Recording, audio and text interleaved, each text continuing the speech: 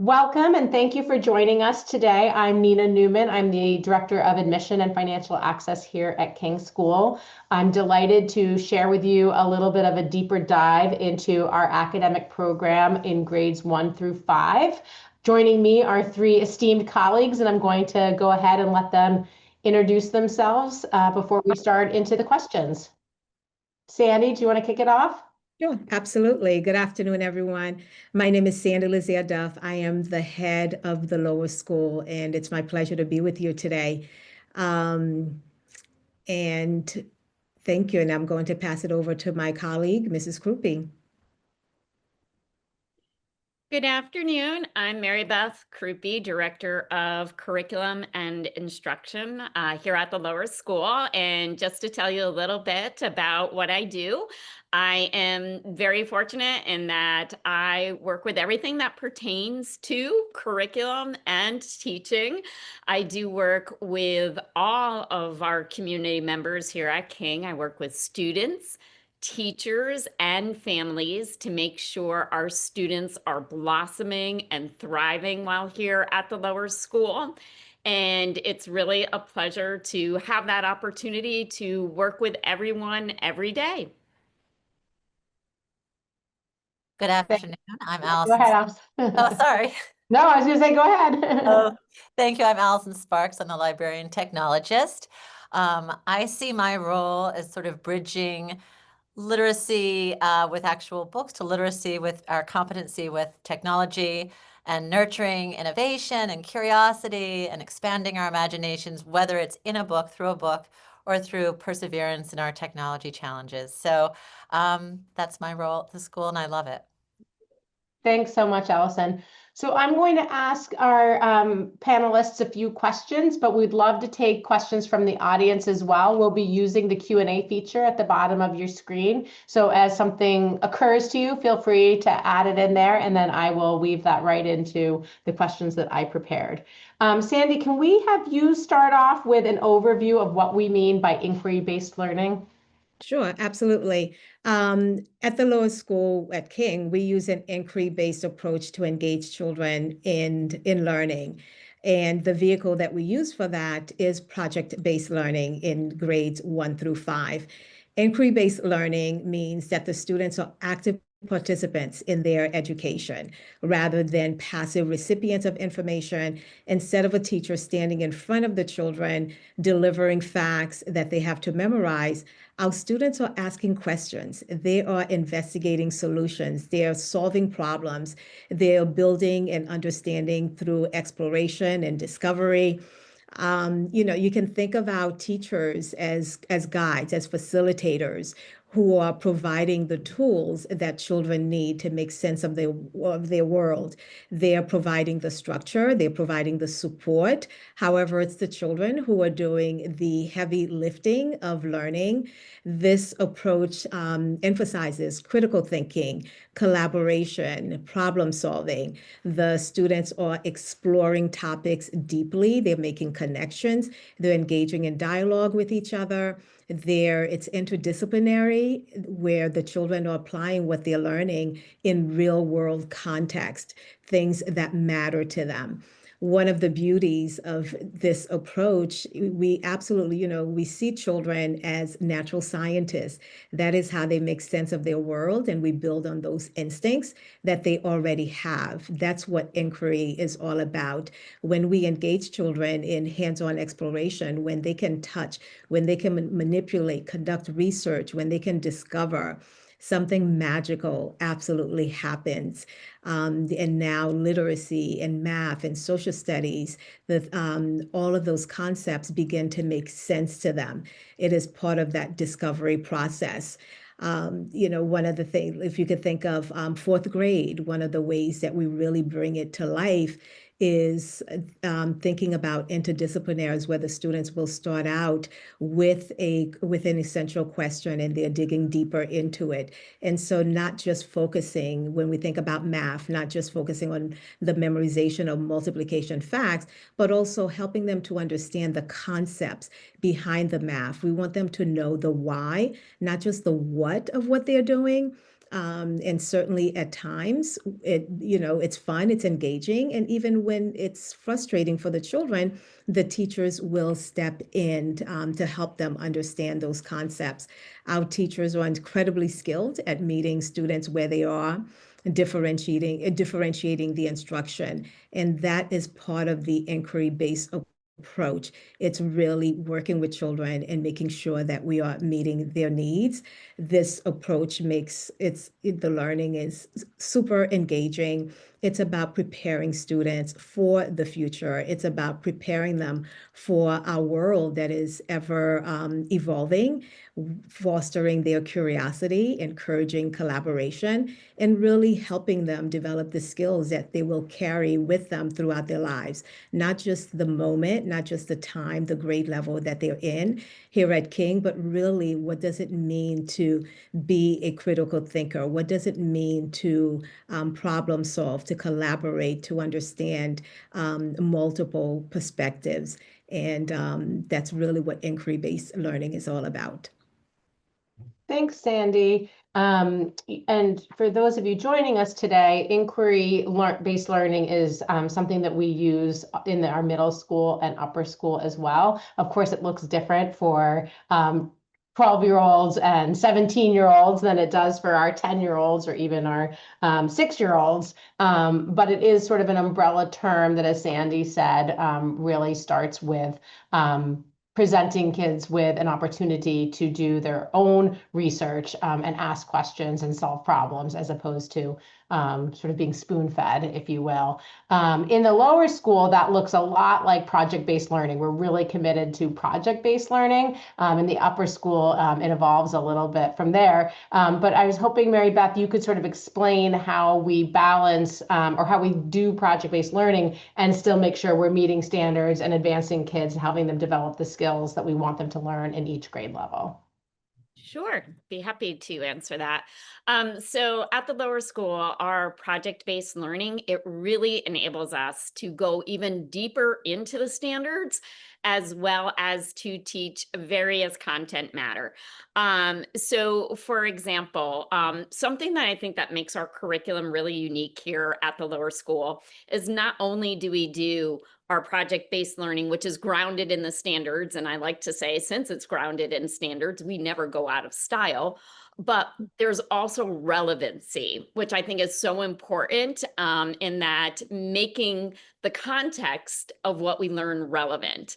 So for example, in second grade, they study a unit on geometry.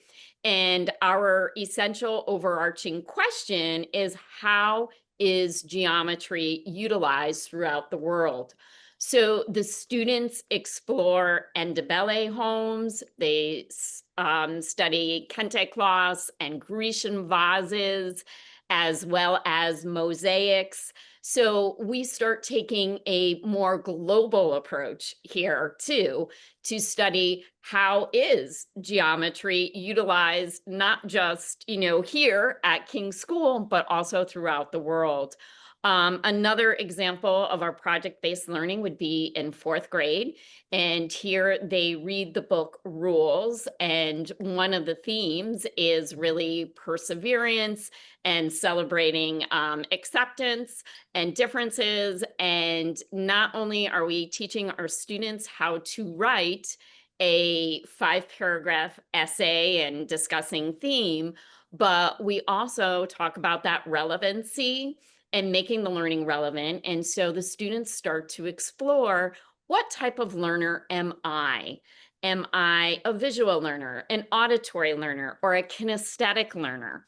And then the students make their own lesson plans for children that are in the lower grades, kindergarten and first grade, and they teach it, which is a really exciting way of us coming together as a community. But also the relevancy too is it helps them learn the type of learner they are, so they can develop more self-advocacy skills, and they know how they should be studying and approaching tasks. So really, our project-based learning, not only are we learning the standards, but we're learning so much more through this approach. Thanks so much, Mary Beth. I think both you and Sandy touched a little bit on interdisciplinary projects, but I was hoping, Allison, you could talk about that because I know the library is a hub and I know you help facilitate that. Could you share? And I should say for everyone, Allison joined us this year for the first year. So she's had a couple of months of experience here at King, but I'm sure it was ripe with a few examples. I was going to say that a year ago I was on the other side of the screen, and what attracted me to King was project-based learning, inquiry-based learning. When I taught in Europe, it's very similar to the IB and just leading with questions. And I love that King walks the walk. Everything that attracted me to King on the website and through conversations like this is actually living it now has just been a joy. So I can say from experience, there's a lot of collaboration. I think the reason that collaboration is so easy at King is because of the community spirit. I feel like just organically and naturally, we as teachers are constantly coming up with ways that we can do projects together and work together and get the children excited about interdisciplinary projects and adventures. And one that we're doing right now in 4th grade, for example, they're working on landmarks. So in technology, we're creating 3D landmarks using Tinkercad, and that's been very exciting. I just was looking yesterday on Tinkercad at their projects, and oh, so ambitious, so exciting. I'm going to get a couple more spools of the filament because it's a lot of, they've gone really intricate. It's amazing to see their imaginations at work.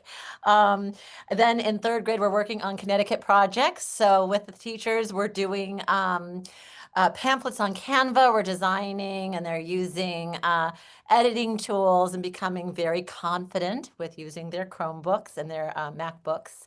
And then another project that's interdisciplinary is Rosalba and I, the Spanish teacher. We're working together on a project where her 2nd graders wanted to record their voices reading a Spanish menu. So in technology, we're doing the recordings, and then we're doing QR codes so that families can find those recordings and access them. And we're also creating digital passports so that they have a digital marker for all of the different countries they're visiting in their Spanish class. So that's it. Those are some examples of interdisciplinary work that we're doing. Thanks so much. I'm going to address a few of the questions that have come up in the chat, so thank you for adding that in. There is a question, Mary Beth, I think you would be a good person to answer this, about the curriculum in math and literacy, and specifically about Wilson Foundations for Phonics. Could you share sort of what programs we use and Of course, that sure. works grade by grade? Yes. So for literacy, we're all grounded in the science of reading. And here, one of those aspects, as this individual mentioned, is Foundations, and that is a Wilson program.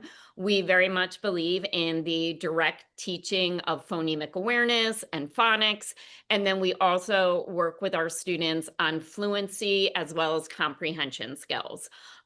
We utilize a progression of skills, which helps us target instruction. In math, we are using Singapore math and specifically Math in Focus. Thanks so much, Mary Beth. Sandy, can you share how student progress is assessed throughout the year? Report cards, interims, those kinds of, what's our pattern for that? Sure, absolutely. Our teachers are always assessing. There are formal assessments, informal. We are researchers. We study children. We do have benchmark assessments 3 times throughout the year, September, January, and April. And of course, we share that information with families, and we use that information to inform our instruction. In math, in social studies, you've heard about Foundations, our phonics program. There are unit assessments that are given, and our teachers are not just giving feedback during those unit assessments, but the day-to-day teaching as well, because we want to, one, keep track of children's progress and also support them in their growth. When we think about the support children need, whether they need to be enriched, to be stretched, to a higher level, meeting our children where they are. And so those are some, the different ways that we assess children and use that assessment to really ensure that they are thriving and that they are not just meeting our standards, but exceeding as well. And then the cadence of reporting. Oh, yes. So we have report cards 3 times out of the year. However, those are not the only times that parents will receive feedback. Our teachers are always communicating. Report cards, we have a fall report card that goes out in November, which aligns nicely with our fall conference. And so we use that as a guide for the conversation. And again, report cards will go out in March, which is also aligned with our spring conferences. And finally, at the end of the school year in June, that is so we are in a trimester period. So trimester 3 report cards will go out. However, in between the conference days, in between those report cards, teachers and parents are communicating with each other, and we're keeping the lines of communication open so that there aren't any surprises for our families. Thanks so much. Welcome. Sticking with you for a minute, Sandy, I'd love to switch over to technology. And can you just start with sort of how we think about technology in the lower school in terms of, there's actually a specific question about how often are students on Chromebooks or laptops during the day? So you can maybe address both the overall philosophy and how kids are using it daily. Sure, absolutely. This is an important question, especially in today's world. Here at King, we are very intentional about our use of technology. Although we are one-to-one, where each student have access to a device, we view technology as a supplement to learning. It's not replacing the work that we do. It's not replacing the rich hands-on inquiry experiences, which is central to our approach. The students engage in that inquiry process through various modes of learning. Technology is one tool that we use, which some of the tools are creative expression, outdoor learning. We're very thoughtful about technology, using it to enhance the thinking that takes place. You heard my colleague, Allison, share how she's collaborating with teachers across grade levels, across content areas. Our approach is it's grounded in digital citizenship. It's important for us, for children, to understand what it means to engage with technology and how to engage with it in a responsible way. And so we're very intentional about that. From an early age, the children learn what it means to be a good digital citizen. How do they interact online? How do we protect their privacy and the privacy of others? How do they evaluate information critically, and also thinking about ways to use technology in a safe way? All of that, it's woven into the curriculum. Yes, we have Allison as our library technologist who teaches a research class, who teaches technology and computer science. However, even in the classrooms, the homeroom teachers, all of the other specialists, they also infuse technology into the instruction. It is a fundamental belief for us. While technology and AI are advancing rapidly, we also focus on those human strengths that children will need, that will always be essential to who they are, to their core. And in addition to the technology and exposing them to that, we also focus on cultivating those critical skills. The students, in terms of Chrome, again, as I mentioned, because we're intentional about the use, if the children are conducting research, if they are creating a brochure on Canva, there again, the time, it's limited. They're not spending an enormous amount of time on the technology. There's a lot of the research where we're still very much devoted and committed to that hands-on books, really focusing on books and articles and not just relying on the technology. However, that is a tool that they use. Thanks, Sandy. Yeah, I really love the way we think about technology as a skill and a resource that we want to use, but not our major mode of learning, that the teacher-student relationship remains the primary relationship there. Allison, could you share a little bit in your technology courses? So what are some of the platforms and skills that the kids are learning throughout the different grades? Well, thank you for asking that, because I just to piggyback off of what Sandy was saying, so much of my technology classes are off screen. We do a lot of in the makerspace, because science is telling us that the most important traits for successful adults are innovation, resilience, perseverance, and those are traits that they need to be able to adapt to whatever technology may look like in 2037, in 2047. So yes, we do Scratch. We do Scratch Junior. We do coding. We do the B-bots. We do the Dash bots. We do Canva. We do Bookmaker. We do the current technology. That is a piece of our curriculum. But I always think the most important part of our curriculum is the challenges that we do. The other day, my first graders had a challenge that they were trying to build a structure using every single wooden block we had in the makerspace. And they had to work together as a team. And we talked about what teamwork looks like. How does cooperation look like? How does collaboration look? So there was some front loading. And then the challenge was, and now you're going to work silently, because we didn't want it to be a project where the voices, the loudest student was the alpha or the leader. We wanted it to be collaborative, where they were using gestures and they were all participating equally on an equal playing field.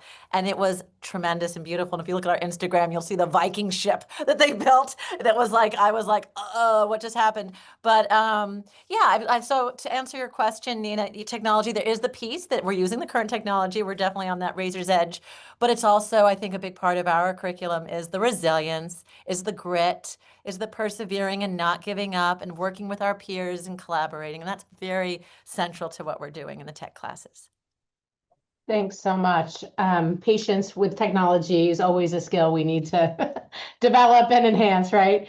Mary Beth, can you talk a little bit about how we talk about meeting the needs of students, both in terms of challenging kids who could use a little bit more, and also in terms of supporting some students who might need some help? Sure. Well, in that area, we always start with assessments. We often triangulate our data, meaning we always usually look at 3 different types of data. That could be a formal pre-assessment prior to a unit. It could be work samples. And from here, we're looking at the standards to see where our students are at. So this helps us really guide and inform our instruction. So based upon this information, and we do this regularly at our curriculum meetings, and our curriculum meetings are weekly, we look at student work and look at their assessments, and then we determine, does a student need enrichment, or could they use a little bit of extra support? And this is where the planning comes in. And here we really differentiate, Nina, through the content, the process, and the product.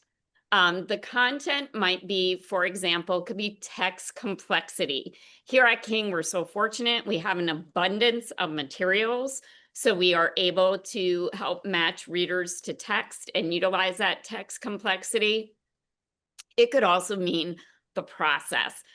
How is the teacher going to extend that learning or provide support? It could be small group work. It could be one-to-one meetings with the teacher, or it could be station rotations. I was just in a first grade classroom the other day, and the teacher was using some station rotations where there was different activities planned based upon where the students were at and the assessments that were administered. And then, of course, the product. Here at the lower school, we believe in voice and choice, and we always focus on the process, but students are able to choose maybe how they would like to represent their learning. So for example, in first grade, something that they study is coral reefs. And here students have a choice how they would like to represent their learning. It could be a public service announcement. It could be an artistic representation, or it could be a small nonfiction report about what they learned about coral reefs. So we're really fortunate here at King, and that is an area where I feel we excel with the differentiation. It starts with assessment, and then we carefully plan according to student needs, and then we're always reflecting and refining to what we're doing. Thanks, Mary Beth. Sandy, can you talk a little bit about homework? How much homework is typically assigned at the different grade levels? Sure, absolutely. In the same way, everything that we do is very intentional. Homework really supports the work that took place during the day. For the most part, reading is not something that we view as homework. It is something that we expect and ask our students to do at home with families as they gain an appreciation for literature. Reading every day, whether they're reading for 15 minutes, for 30 minutes, will help them to continue to build fluency in their comprehension skills. And so whether the children are in kindergarten, in first grade, fifth grade, we expect that. In addition to the reading, then there's much more intentional. And so there may be some comprehension work that the teachers will ask. Starting in first and second grade, there's a homework 3 days a week. We do respect and honor family holidays and the weekends. And so in the lower school, the students do not have homework on the weekends. However, during the school week, there's homework, which will take about 15, 20 minutes, depending on the student. Each child is different. The homework is also differentiated in the same way that the classwork is differentiated. We also ensure that children are going home with work that is meaningful to them, that will help them continue to grow and stretch and practice the skills that were taught during the day. And so they may have phonics homework, they may have a math homework, they may have a reading comprehension homework, and that looks differently in each of the grades. However, that's consistent. In the upper grades, teachers may begin to add social studies as part of it, spelling, vocabulary work. However, your child will not have more than 2 subjects per day. And so this way, we really want them to dig deep and have a really thorough understanding of the concepts. Hope that answered the question. Yep, that was great. I do want to be aware of time because I know people are squeezing us into their day today. So thank you so much for joining. I'll just finish by saying that when you get to do carpool drop off on some mornings, but the best part is watching the kids hop out of their car and sprint to the building. I never felt that way as a child. I liked school, but a sprint I did not do to get in there. So as much as we've covered today in terms of the curriculum and how we challenge kids and we engage them. I think it's just important to remember that we do it in a way that kids find really exciting and they love coming to school and they love learning here. It builds a great foundation for the rest of their years at King. So thank you for joining us today. If you have other questions for us, please be in touch and we'll put you in touch with the right person. Take care.